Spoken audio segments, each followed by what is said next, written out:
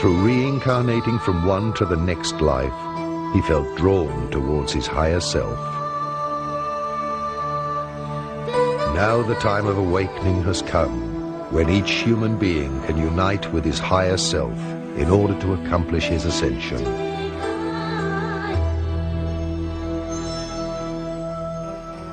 I'd like to discuss opening to inner guidance because I think that is the key that's required for the coming of the second Christ, as has been foretold. This Christ consciousness is within every single being, for the essence of God is what keeps us alive, that pure energy source as discussed by quantum physics. It is imperative at this time that we develop discernment, the ability to discern what is right for us, to listen to our heart, and to feel, to go with our intuitive guidance. What a lot of us are now doing, or becoming aware of the necessity of doing, is really learning to listen to the Christ within, to open up to the inner teacher, to open up to our inner guidance. And the way you do that is, again, simply aligning to the energy that sustains you through breath work, through light work, through conscious awareness and mind mastery. When the sleeping God, the master of all that exists, became conscious of himself, the indefinable split into being and non-being, into spiritual world and material world, into the higher heavens of transcendence and the lower worlds of duality. The cosmos formed with all its dimensions and parallel worlds. The world of opposites, which we call duality, came into being. So there are immortal worlds which never experience change, and there are worlds which experience life through constant change.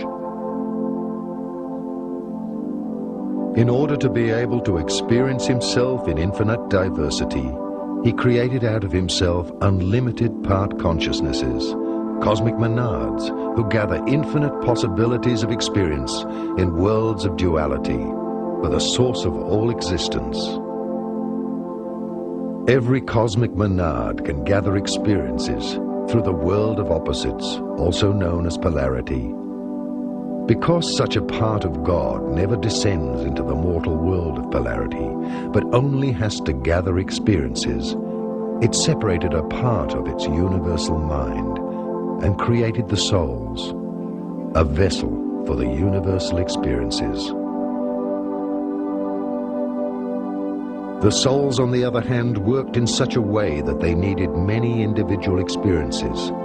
However, they could not identify themselves with these experiences. Therefore, they created a vessel, which we call the physical body, so that they could gather experiences by reincarnating from one life to the next in the world of opposites and slowly become perfect.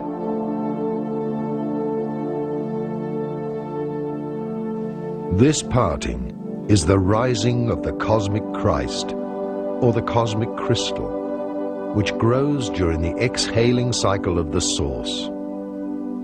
One could also compare the growth of the cosmic cycle with the tree of life. Matter is the slow transformation from spirit into light and sound, and ultimately into alchemical crystallization. We are condensed shapes of light, like leaves of a tree, which after falling in autumn are reborn in springtime. Our experiences are preserved in the souls. The cosmos is like a school with many classrooms, and therefore there are, as in a school, different grades of maturity. These grades of maturity of the worlds are separated by different levels of vibrations of matter in different dimensions. Thus, different material and spiritual worlds may exist in one place simultaneously. The physical eye, which perceives everything on the frequency of the three-dimensional world, can see only the three-dimensional world.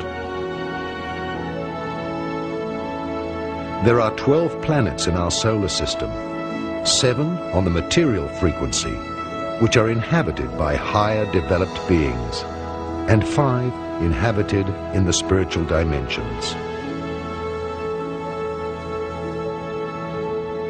Good afternoon. We are here. It is our pleasure to be in your reality once again. And we are, of course, the Pleiadians, and as we've said, it is our pleasure to be here at this time to communicate with you, to give you an opportunity to understand our energy and who we are. This one that speaks through us, we call her our vehicle. She has given you an opportunity to listen to her interpretation of what she feels is taking place as a result of our contact with her. We would like to share with you for a few moments what we feel is taking place. You are sitting in what is called as a species on your planet in a crack in time. You are integral as humans to events that will change the entire course of the history of the universe that you occupy. This restructuring of Prime Creator's creations has to, let us say, it is accelerated in certain places that are pockets. Your Earth is one of these pockets. In actuality, your Earth is a library.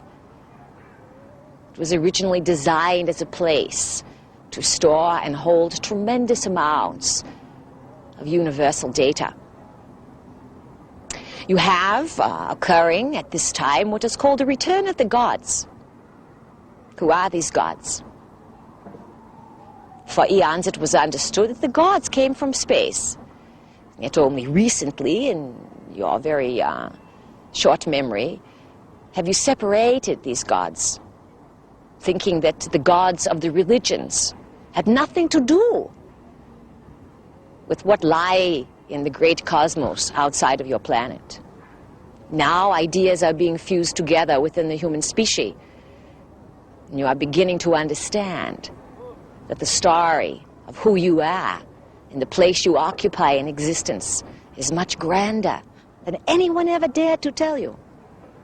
The big secret that has been kept from the human race. Well, it is no big secret any longer. You are surrounded by thousands, hundreds of thousands of forms of intelligence, millions of forms of intelligence in actuality, that are magnetized to the earth plane at this time because you, as a human species, must transmute yourselves. You must move into an entire new consideration, a reorganizing of your basic assumptions of reality. This is not so easy. It is challenging. There will be much chaos that will come first in order to bring about this restructuring. Many of you are confused and do not understand what is taking place. The best advice we can give to each of you is to go inside, to listen, to become like the child, full of wonder. My name is Amnek Anek, and I come from the planet that you know as Venus. But at one time we were a physical society. Now we reside on the astral dimension. I manifested a physical body in the spiritual city of Retz that resides on the physical as well as on the astral level. And 1955, as a child, to come into your societies, and I walked to a spaceship with my uncle Odin, who was also manifested a physical body to work as a scientist here. And together we came, and there I resided on Earth for a year in a temple in Tibet that is used by the aliens to adjust to the physical gravity and to the environment here. So when Venus was going through this change into the process of from the physical to a higher dimension, there was a gradual process of change where that they went from the physical to the astral. Their whole societies were transferred there. Their vibrations were changed by their level of consciousness and the way that they thought and the way that they lived their daily lives.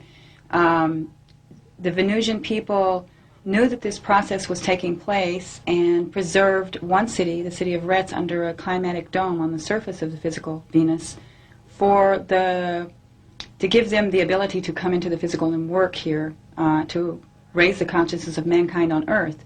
Now, Earth is going through similar processes of change, where that their consciousness is gradually changing and getting to a higher degree. And if this continues, if we continue with our work and spiritual development here, this process will take place on the physical very much the same way. It's not a dramatic change. It's so gradual and so natural that it's almost undetectable by the people that are in the process. Mankind